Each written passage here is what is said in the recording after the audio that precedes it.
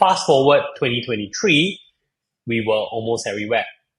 So again, we opened 15 stores every month and we ended the year with 360. So we added 180 stores from what we've built over 3 years. And that becomes accessibility, right? This year, we're adding on even more stores, almost doubling the number of store count that we have. And what we're trying to achieve is really, again, to make sure that everyone, like really true enough, everyone knows us because I do have some friends who don't even know what Zus is.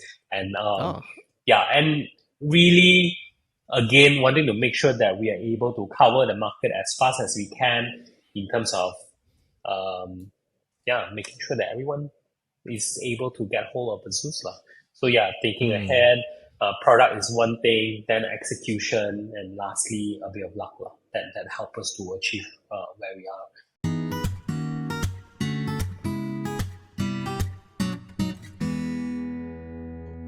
Welcome to the iSearch podcast. Today we have Venon Tian, the Chief Operating Officer of Zus Coffee on the show. Today I'll be discussing with Venon on the story of Zus Coffee and how they scaled from 0 to 360 outlets in 4 years. So welcome to the show, Venon.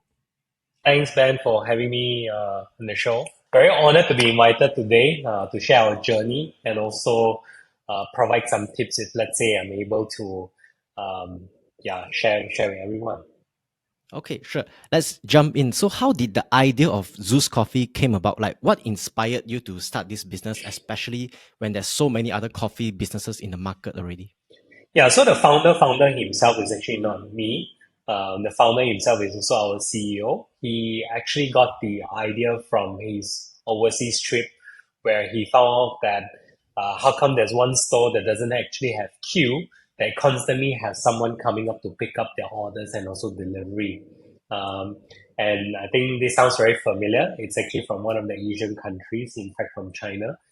So then thought, hey, actually this is something really a good idea. And of course, he's very familiar in terms of tech space. Previously he was running an e-commerce business itself and then has exited.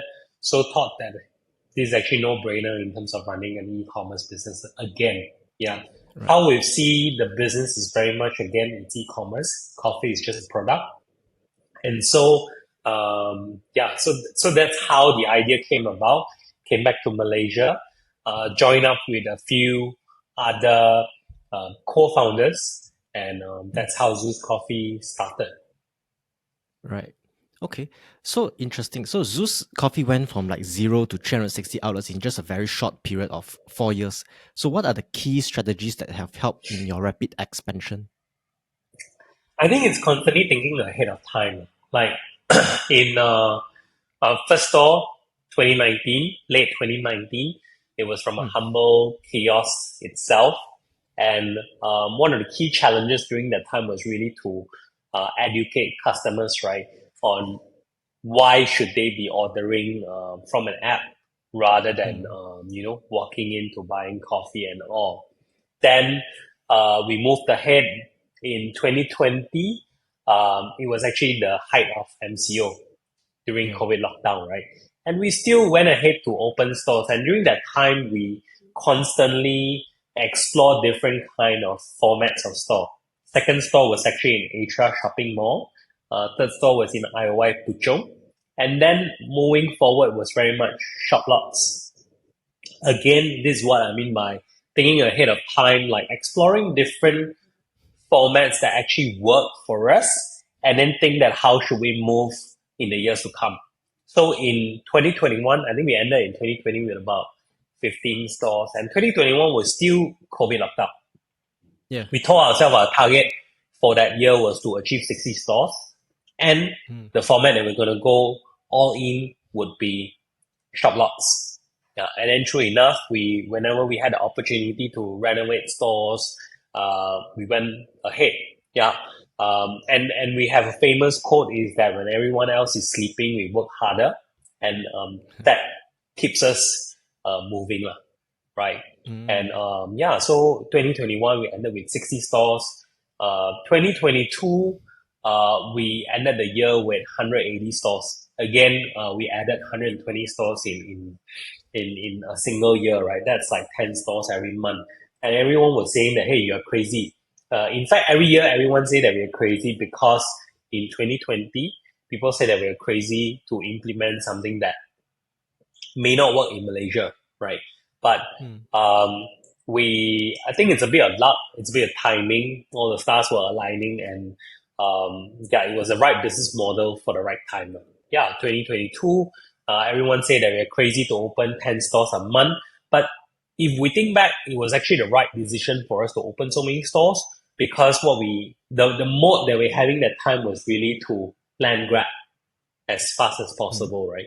Yeah, and then just so that we'll be able to cover, increases the brand equity, getting people to know us better, the accessibility towards us. So it's less of from. So if you see, right, back then it was very much the product, the new business model. It's something that everyone is very curious about. Then it became more of a necessity. Like really staple. And then people were looking out for us, wanting to know, hey, how or where can I get Zus? Yeah.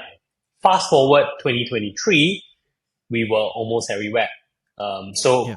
again, we opened 15 stores every month, and we ended the year with 360. So we added 180 stores from what we've built over 3 years, and that becomes accessibility, right?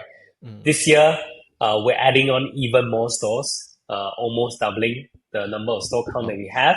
And what we're trying to achieve is really, again, to make sure that everyone, like really true enough, everyone knows us because I do have some friends who don't even know what Zus is. And Oh. yeah, and really, again, wanting to make sure that we are able to cover the market as fast as we can in terms of, making sure that everyone is able to get hold of the Zus lah. So yeah, thinking ahead, product is one thing, then execution, and lastly a bit of luck lah, that help us to achieve where we are. Yeah, but of course there was a lot of challenges along the way as well.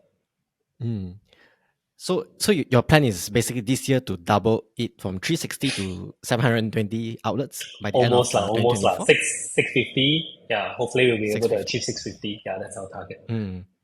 Okay, so there's about opening about 20 to 30 outlets per month. Yeah, 20 stores a month.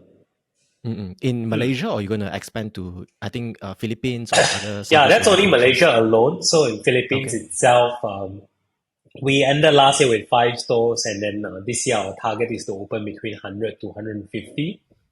Why the big gap of 100 and 150 is because we're still finding the right formula, still making sure that everything runs smoothly before, we commit to the stretch target of 150. But 100 will be the sweet spot, just so that we'll be able to cover as many as we can. And also a good number for us to pilot a lot of things that we want to do. Okay, great. So I'm sure that scaling and also expansion requires like a lot financially. So could you share like how did you secure funding to boost Zus growth, especially like your first and second years during the pandemic era? So it was very much friends, families, and fools. In fact, we never raised any funds from the very early days until last year. I think in the news, it just showed that we raised some money from a Philippine billionaire and took up a 35% stake. But whether we needed it or not, not really. But we were very happy to have Frank on board to open doors for us into Philippines. I think that was the thought process during that time. But why did we not Like a need? strategic partner instead of just Correct. Yeah, you're right. purely requiring the funds. Okay. Yeah, you're right. So it's less of monetary but more strategic for us to open up the Okay. Philippines. And then in terms of the previous years, yeah, it was again our own money, so we kind of like bootstrap and all, and then pouring in whatever cash that we've generated. And along the way, banks were friendlier to us. I think it's also the cheapest form of funding, right? So yeah, then we started to take in some debts to help us to further grow our business. Yeah, so in the initial stages, we didn't really fundraise and all because we didn't. I mean, again, no offense to startups and all, right? Of course, sometimes fundraising is necessary. But for us itself, we very much believe in building the business, spend lesser time to fundraise, because who knows the time that I use to fundraise, I'll be able to generate more profits and pour back in, right? And that was the key thought process, lah. Yeah. Okay. So operation wise, what is like the biggest challenge and also lessons learned in running like 300 over outlets? I think the biggest challenge is still people, lah. Mm. Operationally or everything else, I think it's something that you can solve. A lot of times is really constantly learning from how industry player works, constantly reading up in terms of the trends of how people do things, right? And putting in innovation, different some creative ways of doing certain things, and that helps us to move up, lah. And again, just now I spoke about thinking ahead, right? Like really planning way ahead in terms of what should be done next. Yeah, and I'll give you an example, right? Back then, it's just as simple. Of course, from consumer perspective, it's something that people will not be able to visualize. But if let's say you run a business, then you'll be able to see. So, say, I think during the time we had about 30 stores, 40 stores. The biggest challenge during that time was that we had a lot of stores, 30, 40 stores.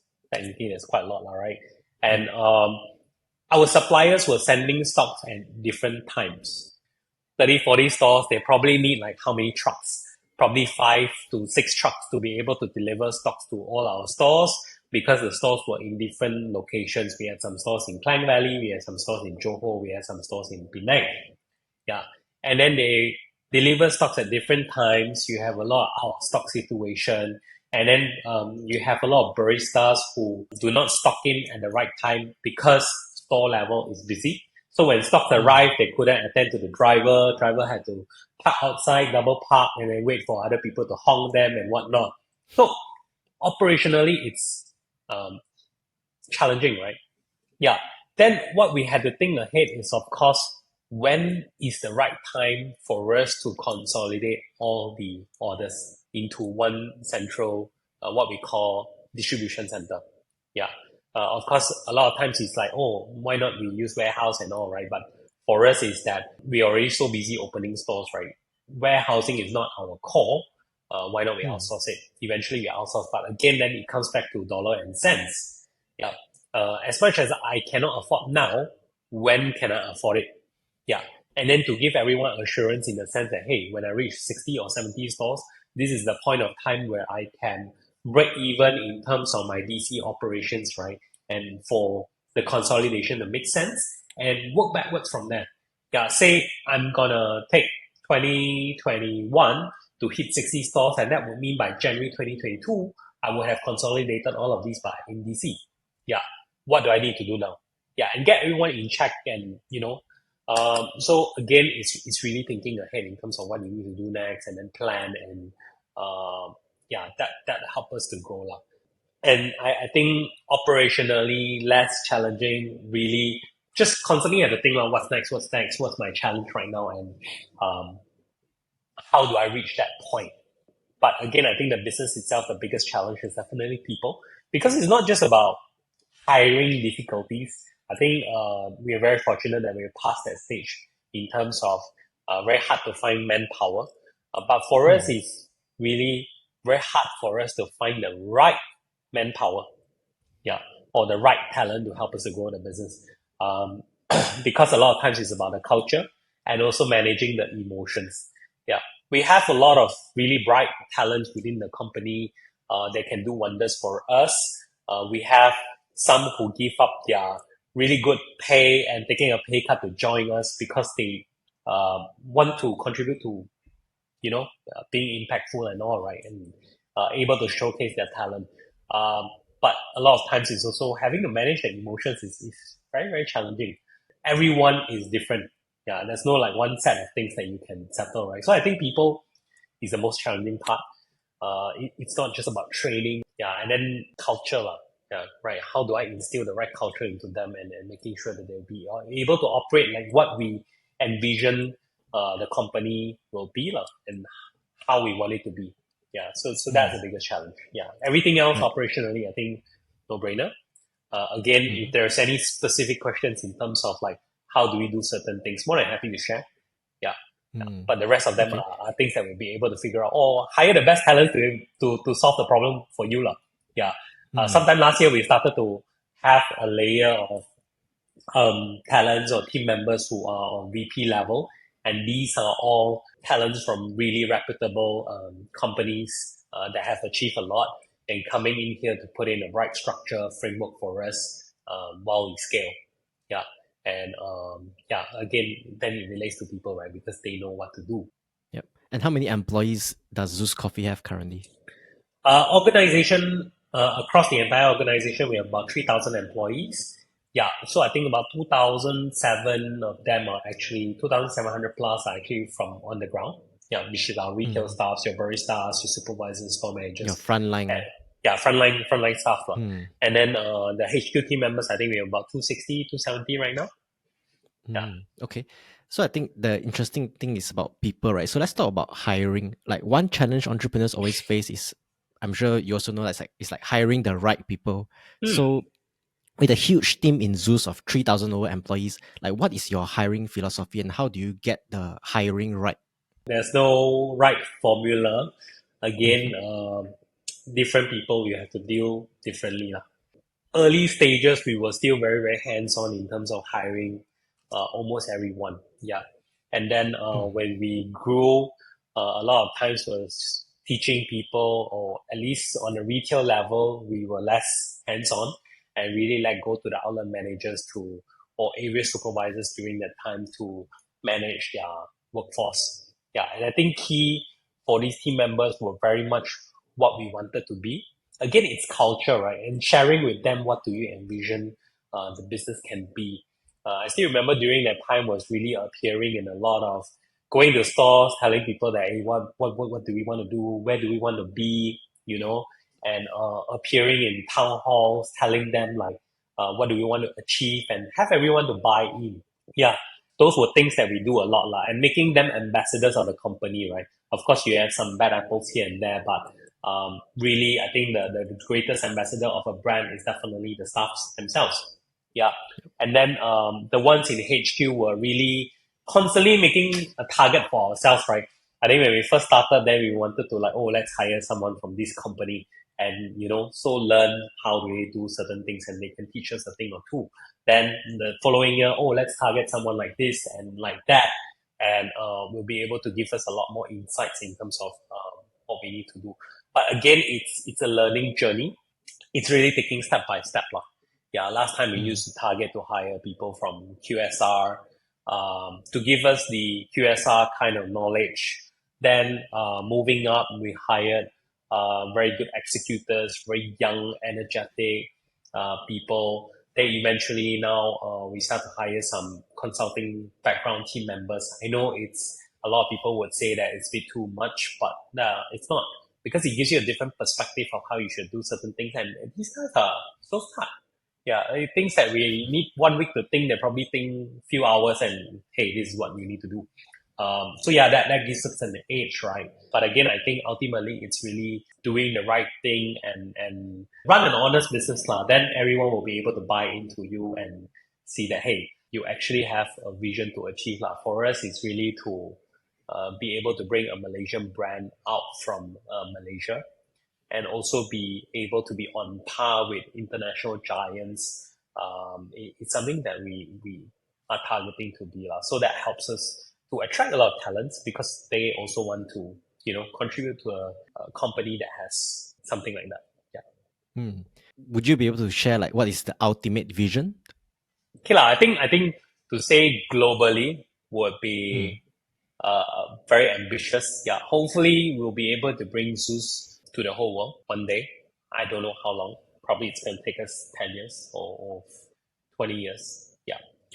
We want everyone to be able to enjoy what we do and all. Yeah. But I think at least the mid-term or over the next 5 years, at least be able to bring Zeus across Southeast Asia to showcase what we have, not only just from product perspective, not only in terms of F&B, but make it a case study for everyone in terms of how do we run business and how we have been able to grow from a, again, humble 200 square feet kiosk to where we are right now, or where we're going to be in the near future. Yeah, I think these are different checkpoints. Like aim to be like a really local Malaysian success story globally. Yeah, hopefully. Yeah, I mean, we do have quite a fair bit of this kind of companies, right? Like look at Zus Recipe. It's available in a lot of countries that have been around for past 20 years. Yeah, I grew up with it, and yeah, and hopefully Zeus is the next one, and yeah, we'll be able to bring it to the world and showcase what we really have, lah. And it's something that a lot of times. I think last year we actually had a campaign which is called Water Malaysia, right? And the key thoughts during the time was really, hey, why do people not appreciate what we have in the country? Yeah, a lot of times you always say, hey, bring in something from overseas, put an Angmo name on it, and then everyone was like, wow, this is a very good product, right? But that shouldn't be the case. Huh? It should be something that we have really worked so hard for it. Put in our all, how are we supporting local startups, local businesses, and bring it elsewhere and learn from the biggest guys. I wouldn't say that we want to, of course, if we can do better, that'd be great, right? But a lot of times it's really learning from the bigger guys and say that, hey, this is what you've built over the past 30 years, 40 years. But for us Malaysians, we can also do it in a shorter period of time, and not just because we have all sorts of resources, but it's also the passion. It's also the positivity that revolves around that. And it's also how the country that supports that particular business itself, right? Which I think it's really lacking in the entire ecosystem. But yeah, hopefully we'll be able to achieve that one day. Yep, sure. So I think it's common for like F&B chains to have different quality in their food and drinks in different outlets. What are the ways that you did to like maintain quality and also consistency across all your outlets? Yeah, I mean, very honest, it's very, very challenging. Very, very challenging. Again, it's something that you can solve with money, lah, right? Okay. But it's how much do you want to pour in, right? Again, okay, put it this way, how are we able to sell at our current price point to all our customers, right? Because we control certain prices, we control our CapEx, we control our OpEx to be able to sell at this price and make X amount of margin. In order for me to give something better, or let's just say product consistency and whatnot, of course, again, no brainer one. It's either I train my people better, which I need to pour in more money to train them. Yeah, be it hire more trainers lah, or improve the entire academy system and whatnot, or put in a lot of automation. And to what extent of automation do we put in, right? So yeah, so we split into different phases. The beginning or the early days is that we do a lot of manual stuff. We use machines that are not even, I don't think it's even called semi-automatic.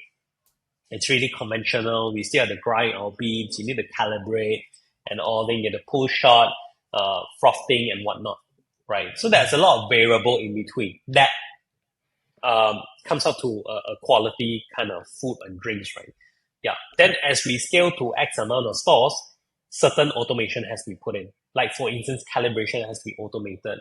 Tamping, sorry, I use a lot of coffee lingo, but tamping is where you tamp all the coffee grounds into that thing before you pour a shot.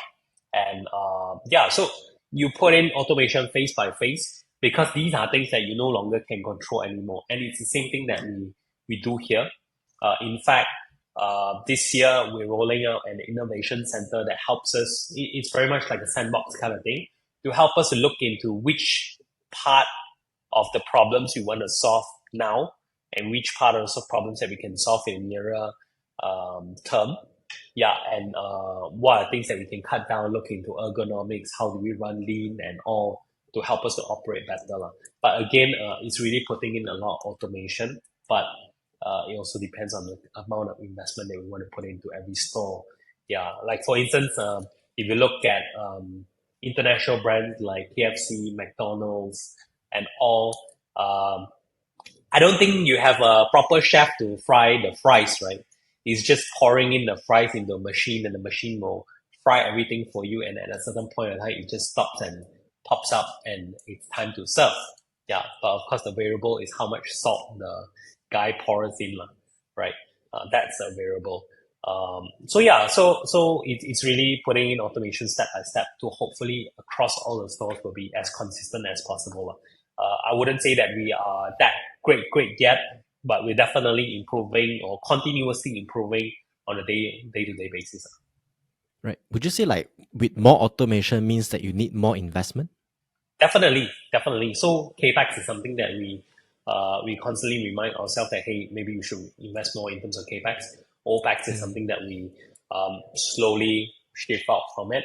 But of course, it has to come in phases. So that is also a reason. I mean, we can go out and raise a big amount of money, be as valuable as possible in terms of on paper. Yeah.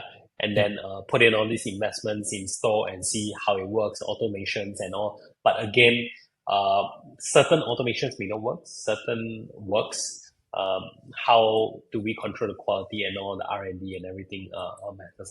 There's a lot of moving parts. So a lot of things have to take into consideration. Yeah. Got it. So Zus is well known for being like a tech-driven coffee brand. So what role has technology played in your growth? Yeah, so I think the first part is definitely acquisition of customers, which is the app itself, right? Because with the app, it helps you to sign up. We know our customer patterns. We know when do they buy, when do they drop out, and when should we be doing what kind of engagement with our customers, right? So that's on the acquisition part, which is the app. Yeah, of course, the retention as well. But a lot of the tech part comes from the back end side of things, which is how are we tied to certain like APIs and all. Or I'll give you a bit of example, right? During these 4 years, right, we actually do have a lot of SaaS startups who approach us and say, hey, I have this solution, I can be that aggregator for you and this and that. But accidentally, we have actually built this while we were building the business because we wanted to streamline a lot of operations. And that is how or what we mean by being tech driven, right? One example would be that I still remember when we first moved out from KL to Johor. Our first outlet in Johor was actually in Mount Austin. I think this was April or May 2021. Yep, first store in Johor, and the whole bunch of us went to Johor because we were essential services. Yep, and we took it as an opportunity for us to do like a road trip kind of thing, right? Manatau, when we were in Johor, all of us had to go full on and work in the store itself, in the bar, manage the crowd. It was crazy. During that time, I think it was still locked down and police has to come and disperse the crowd and all to that extent. Yeah, so we became like a theme park kind of thing rather than just a cafe. Yeah. And we have a lot of smart customers. So smart customers will put in remark, I'll come at 2 p.m. to collect my drink. I'll come at 3 p.m. to collect my drink. Yeah, so that's less automation, right? And then when we came back to KL, they were like, oh, let's do a postmortem. How can we improve further in terms of operations, right? And then we found out that, hey, why not we put in scheduling? I think scheduling was not something that was common during that time. And this was back in 2021 when everyone was still scrambling to go on different food platforms and all, right?